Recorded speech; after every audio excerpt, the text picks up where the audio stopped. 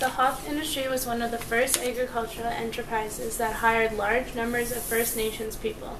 The berries of the hop plant used for making beer ripened in late August and early September. Hop farmers of the western Washington, the Fraser Valley, and the Okanagan Valley depended on First Nations workers from the 1870s to the 1940s. Large hop plantations needed hundreds of workers to crop the berries. Families traveled to the hop fields from all over the coast and the interior. Usually, hop season happened at the end of the main salmon cannon season. Women and children picked the hop berries. While the men took care of the plants, they also operated the kilns. Pickers earned about 1 cent a pound. The faster workers could pick 300 pounds in a day, earning $3 a day. Hop picking was an enjoyable social gathering. Hundreds of families lived on the fields.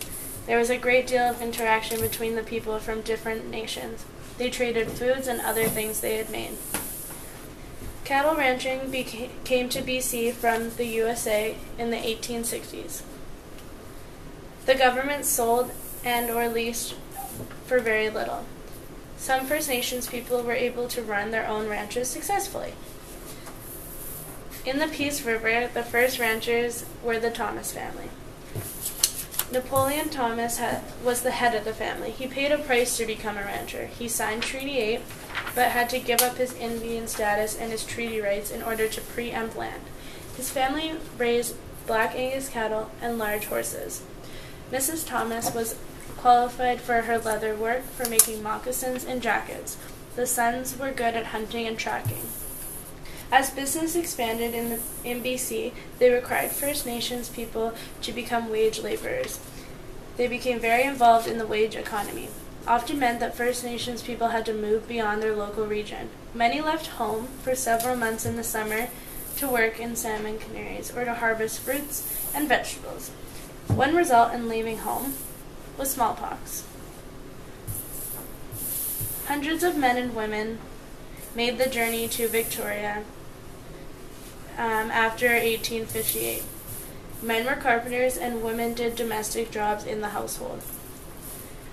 Many First Nations people had to face a difficult choice, to either stay home or to go to the urban center.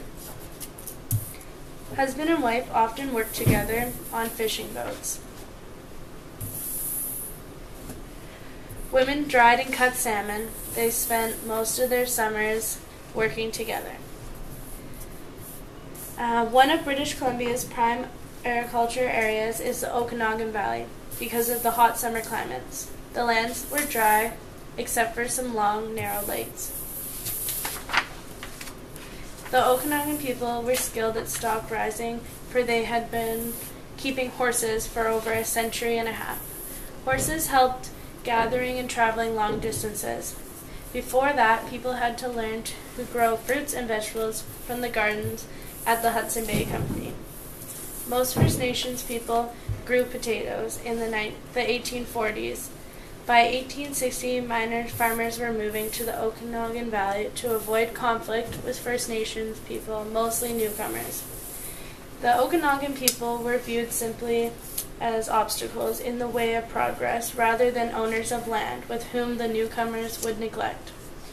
The owners of Earl Aberdeen intended many of the changes in the valley, encouraging settlement, beginning the orchard industry, and building an irrigation system.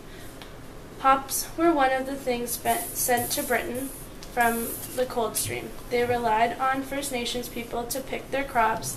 Hundreds of families gathered at the farm for a month in early September. First Nations people weren't paid in cash, but with colored coupons with different dimensions, which could only be cashed in stores. The most frustrating obstacle was access to water supply for irrigation. Water rights were controlled by the provincial government under the British Columbia Water Act, and water licenses were denied to anyone who did not own their own land in fee simple. Under Indian Act, First Nations people could not own land. They were thrown in jail if they used water to save their crops.